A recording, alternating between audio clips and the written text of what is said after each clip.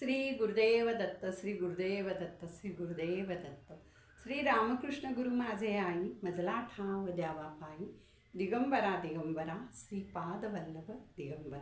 मी दत्तगुरूंना आणि माझे सद्गुरू श्री रामकृष्ण सरस्वती क्षीरसागर स्वामी महाराज यांना वंदन करून मी आजचं पुढचं पान 27वं पान मी आज वाचत आहे.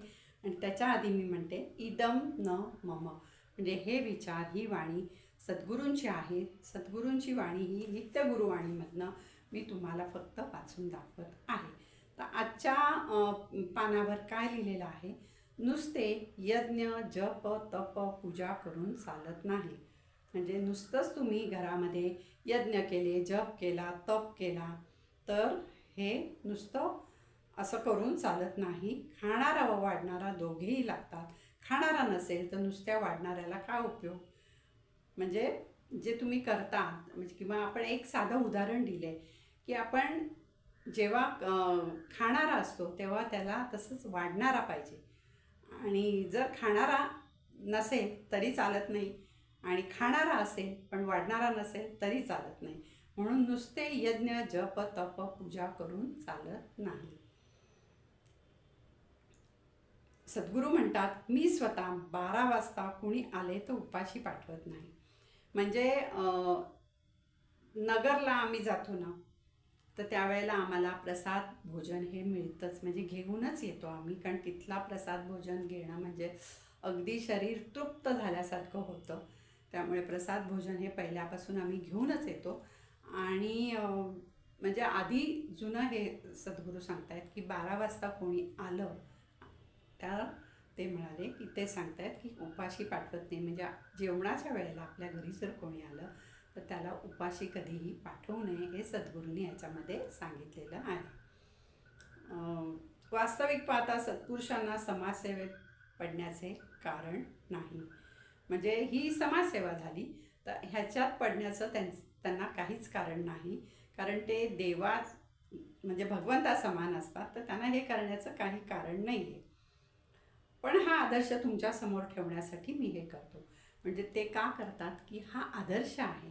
म्हणजे आपल्या गुरूंनी, आपल्या भगवंतांनी जे सांगितले, जे हे केलं आहे ते आपण केलं तर हा आपण त्यांचा जो आदर्श आहे तो आपण म्हणजे करतो किंवा आपण तो पाळतो.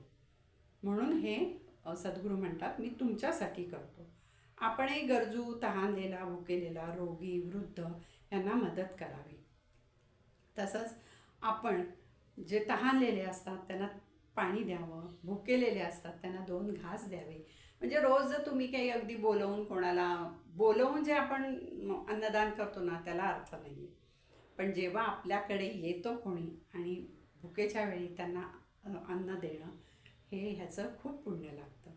त्यामुळे सद्गुरू हेच सांगतात की तहानलेला माणूस असेल तर त्याला पाणी द्यावं, भुकेलेला असेल तर त्याला अन्न द्यावं, रोगी असेल तर त्याला मदत करावी, आणि वृद्ध असेल तरी त्यांना मदत करावी. म्हणजे वृद्ध माणसं असतात. आता बरेच वेळा असं होतं की आपण बाहेर जात असतो किंवा रस्ता क्रॉस करायचा असतो. बघा, आजकाल रस्ता क्रॉस करणं खूप कठीण झालं आहे काम. आणि रस्ता क्रॉस करायचा असतो आणि त्यांना अशी भीती वाटत असते कारण गाड्या अशा अंगावर आल्यासारख्या येतात. तर अशा वेळेला वृद्ध माणूस आहे तर, आणि एखादा तरुण मुलगा किंवा मुलगी आहे किंवा ज्यांना रस्ता क्रॉस करणं सोपं आहे, अशा लोकांनी त्यांचा हात धरून त्यांना रस्ता क्रॉस करून द्यावा. ह्या छोट्या छोट्या सेवा आहेत. ह्या केल्याने तुमच्या पुण्यामध्ये भर पडतंच. पण हे केल्याचं एक समाधान लागतं. बघा, एखादा भुकेलेला माणूस आहे आणि त्याला आपण अन्न दिलं, त्याचं जे चेहऱ्यावर समाधान येतं किंवा त्याला तो जो मनातनं आपल्याला आशीर्वाद देतो ना, तर ते आशीर्वाद खूप महत्त्वाचे आहेत. पाणी ज्याला म्हणजे आता साध्या साध्या गोष्टी आहेत. बघा, आपल्याकडे गॅस सिलेंडर घेऊन माणसं येतात, आपल्याकडे काही कामासाठी लोक येतात, म्हणजे काही रिपेरिंगसाठी, कशासाठी अशी लोक येतातच म्हणजे घरामध्ये. हे बघा, एरवी काय आपण बाई आली आपली कामवाली की तिला पाणी दे, तिला हे असं करत नाही. बाईला एक सांगितलेलं असतं, ती वर्षानुवर्ष काम करते, तिला माहिती असतं इथे पाणी आहे, तिला लागलं की ती घेते. पण अशी जी माणसं येतात ना, त्यांना आवर्जून पाणी द्यावं.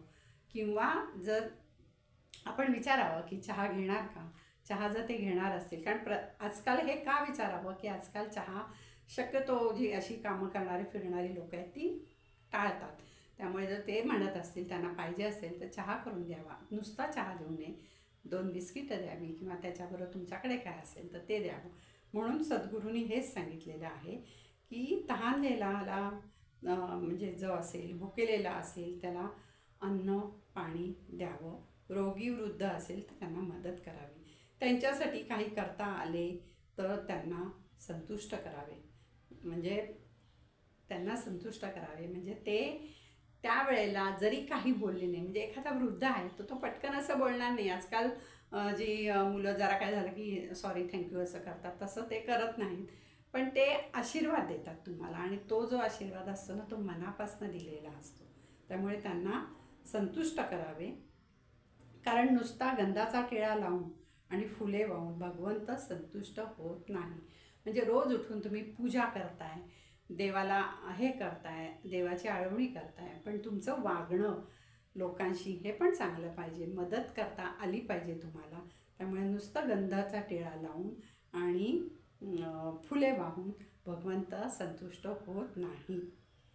तो मानवाच्या रूपाने समाजातही राहतो. म्हणजे कित्येक वेळेला असा तुम्हाला पण अनुभव आलेला असेल की भगवंताच्या रूपाने आपल्याला कोणतरी भेटतं आणि आपण काहीतरी करतो आणि मग ते आशीर्वाद देतात आपल्याला. आत्ता एक मला एक म्हणजे आता हे मध्येच थोडंसं तोडून मी सांगते हे. आम्ही असं सिटीमध्ये म्हणजे गेलो होतो काही शॉपिंगसाठी आणि अचानक समोरून एक बाई आली, वयस्कर होती अशी, जराशी अशी वाकलेली वगैरे होती आणि ती आली आणि मला म्हणाली की मला ना भूक लागली, मला खायला दे. तर मी म्हटलं अगं बाई मी इथे मी पण खरेदी करायला आले, माझ्याकडे खायला काही नाही आहे. तर तिने मला सांगितलं हे बघा ह्या दुकानात ना हे इथे ढोकळा छान मिळतो, तुम्ही मला ढोकळा घेऊन द्या ना. मग त्या बाईला घेऊन मी त्या दुकानात गेले, तिथे ढोकळा घेतला, तिला खायला दिला, तिने खाल्ला, म्हणजे एक घास घेतला आणि तिच्या चेहऱ्यावरचा आनंद इतका छान होता ना, म्हणजे इतका सुंदर मला वाटलं. आणि तिने असा हात केला नुसता, म्हणजे तिचं जे त्यावेळेला जी इच्छा होती ती मी पूर्ण केली. किती असेल तर काहीतरी 18 का 20 रुपयाचा ढोकळा होता, पण त्यावेळेला तिला किती समाधान वाटलं. कारण तिची पण इच्छा असते ना, आपल्या प्रत्येक माणसाला इच्छा असते खाण्याची.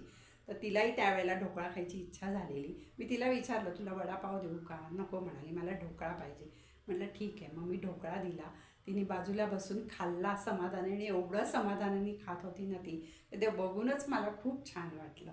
त्यामुळे नुसता टिळा लावून किंवा देवाला फुलं वाहून भगवंत संतुष्ट होत नाही. तो मानवाच्या रूपाने समाजात राहतो आणि काही लोकांना कसे बोलावे कसे वागावे हे शिकवावे लागते. याचे कारण त्यांना कुणी शिकवणारे नसते.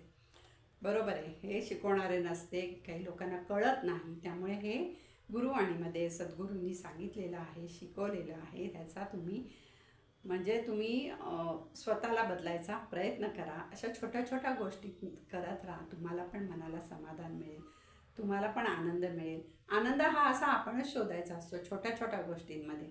असं काही नाही की तुमच्याकडे पैसा असला आणि भरपूर तुम्ही कुठे कुठे गेलात म्हणजे तो आनंद मिळतो. त्यात आनंद नाही मिळत, त्याच्यात दुःख होतं. पण ह्या अशा छोट्याशा गोष्टी केल्याने ना खूप मनाला आनंद होतो. त्या दिवशी मला इतकं छान वाटलं ना, खूपच छान वाटलं. आणि तिने स्वतःहून माझ्याकडनं मागून घेतलं की मला ढोकळा खायचा आहे, मला ढोकळा घेऊन दे म्हणून. मी म्हटलं ठीक आहे चल, मी काय तुला पैसे देत नाही, तू माझ्याबरोबर चल, मी तिथे तुला ढोकळा घेऊन देते. आणि मी त्यांना ढोकळा घेऊन दिला. तो जो आनंद आहे तिला ते खूप, आज मला आत्ता हे वाचताना लक्षात आलं म्हणून मी तुम्हाला सांगितलं. काही लोकांना कसे बोलावे कसे वागावे हे शिकवावे लागते. याचे कारण त्यांना कुणी शिकवणारे नसते, शिकवण्यासाठी कुणीतरी समोर असणे आवश्यक असते.